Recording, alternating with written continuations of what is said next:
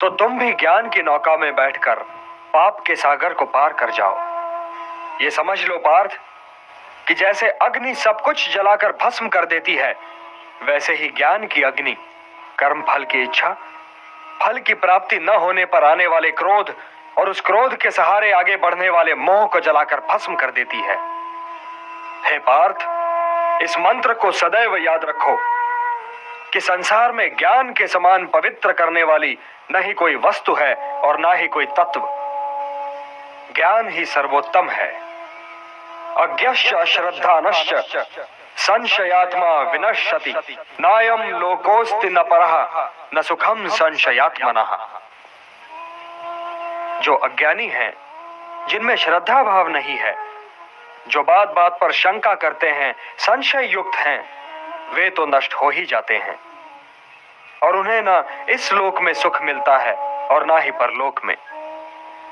इसलिए हे भारत, संशय को त्यागो और तुम्हारे भीतर जो मुनि बैठा है उसे जगाओ।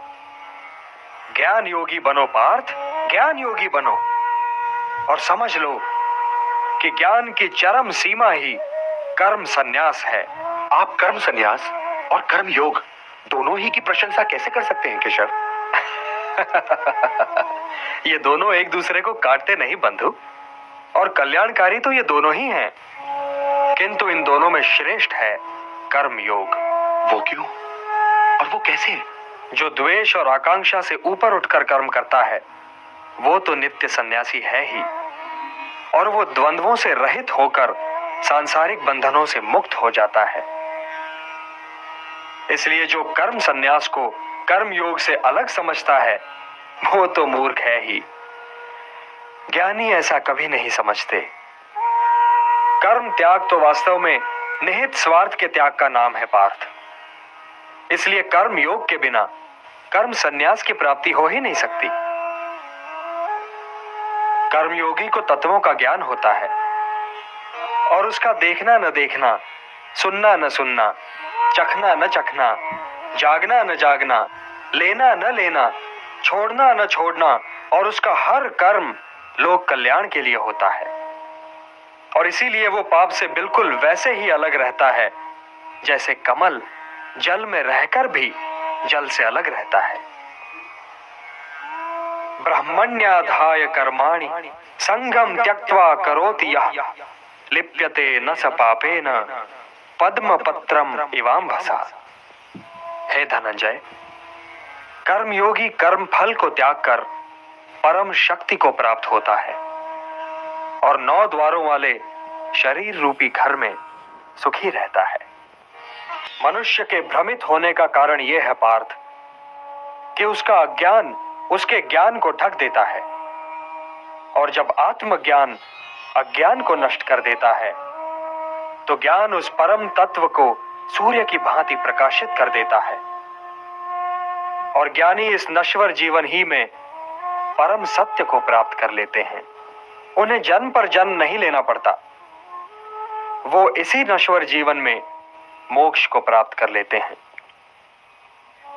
तो हे पार्थ, ये नश्वर जीवन बहुत ही महत्वपूर्ण है, क्योंकि इसके उपरांत तुम्हारा आत्मा तो अवश्य होगा किंतु तुम नहीं होगे।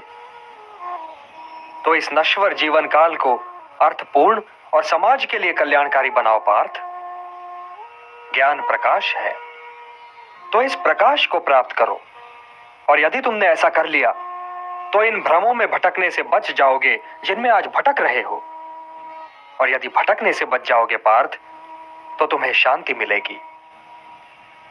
हे धनंजय, शांति का सीधा मार्ग मैं हूं। जो मुझे हर यज्ञ का लक्ष्य, हर लोक का स्वामी और हर प्राणी का हितैषी मानते हैं, वही शांति पाते हैं। यदि तुम मुझे अपना हितैषी समझते हो पार्थ, तो मेरा कहा मानो और युद्ध करो, क्योंकि ये युद्ध किए बिना तुम्हें शांति नहीं मिल सकती। अपने धर्म से भागने का मार्ग शांति की प्राप्ति का मार्ग नहीं है पार्थ। ये युद्ध तुम्हारा धर्म है, तो अपने इस धर्म का पालन करो पार्थ, और उसके परिणाम के विषय में न सोचो। कौन मरेगा या कौन जिएगा, यह तुम्हारी समस्या नहीं है। हे पांडव, लोग जिसे सन्यास कहते हैं उसे तुम योग मानो और संशय, द्वेष और आकांक्षा से मुक्त होकर युद्ध करो, क्योंकि इन्हें त्यागे बिना तो कोई योगी हो ही नहीं सकता। उद्धरेत आत्मना आत्मानम न आत्मानम अवसादयेत आत्मैव ह्यात्मनो बंधुः आत्मैव रिपुरात्मनः। मनुष्य का यह कर्तव्य है कि वो अपना पतन न होने दे और स्वयं ही अपना उद्धार करे। मनुष्य स्वयं ही अपना मित्र भी है और अपना शत्रु भी। जिसने अपने अहम, अपने मन और अपनी इंद्रियों को अपने वश में कर लिया हो, वो स्वयं ही अपना मित्र है, और जो इनके वश में हो गया पार्थ, वो स्वयं ही अपना शत्रु है। जो शीतकाल और ग्रीष्म काल, सुख और दुख, मान और अपमान में शांत रहे और संतुलन रखे, वो जितेंद्रिय पुरुष सदैव परमात्मा में लीन रहता है। किंतु हे पार्थ, बहुत खाने वाले या बिल्कुल ही न खाने वाले, या अधिक सोने वाले या बिल्कुल ही न सोने वाले को ये योग सिद्ध नहीं होता। जीवन संतुलन का नाम है पार्थ, और संतुलित ढंग से जीने वाले मनुष्य का योग उसके दुखों को हर लेता है। जैसे वायु रहित स्थान पर दीपक की ज्योति निश्चल रहती है, वैसे ही मोह रहित योगी भी निश्चल रहता है। चंचल मन को मनमानी न करने दो पार्थ, उसे रोको और उसे अपने आत्मा का अधीन बनाओ। तुम्हारी उलझनों का यही उपचार है। मेरी ओर देखो पार्थ, मेरी ओर देखो। जिसे हर दिशा और हर वस्तु में केवल मैं ही दिखाई दूं, वो तो कभी भटक ही नहीं सकता।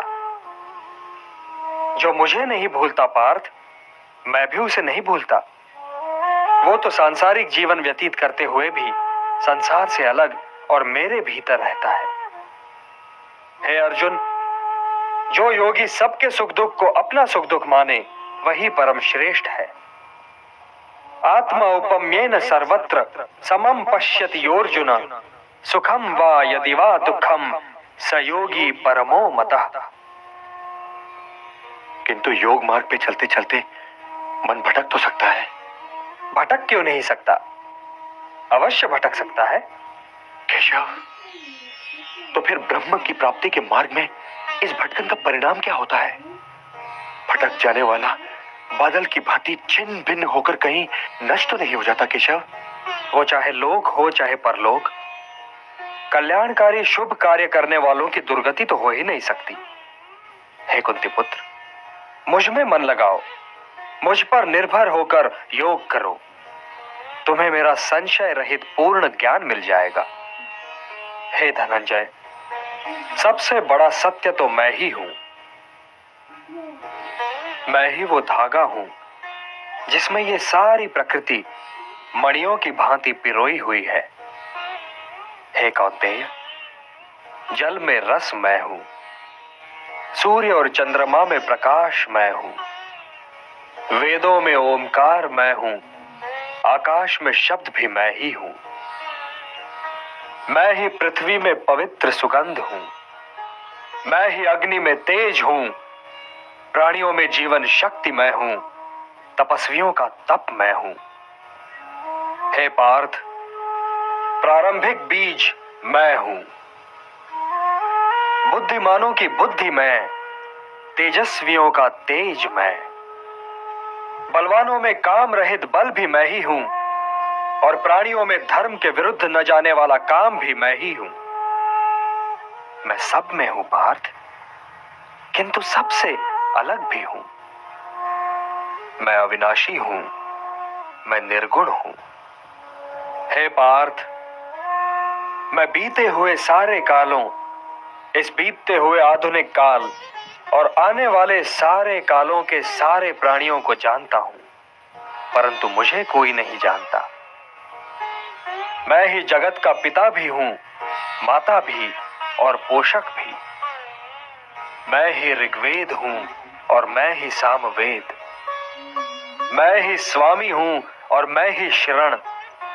मैं ही सृजन हूं और मैं ही विलोपन। मैं ही सब का आधार हूं पार्थ, मैं ही सब कुछ हूं, सब कुछ। ग्रीष्म भी मैं और वर्षा भी मैं हूं। और हे पार्थ, मैं ही संसार का अविनाशी बीज भी हूं। मैं सबका अति प्रिय मित्र हूं, किंतु सबके लिए एक जैसा हूं। न कोई मुझे प्रिय है और न ही अप्रिय, परंतु जो मुझे श्रद्धा से पूजते हैं मित्र, वे मुझ में हैं और मैं उनमें।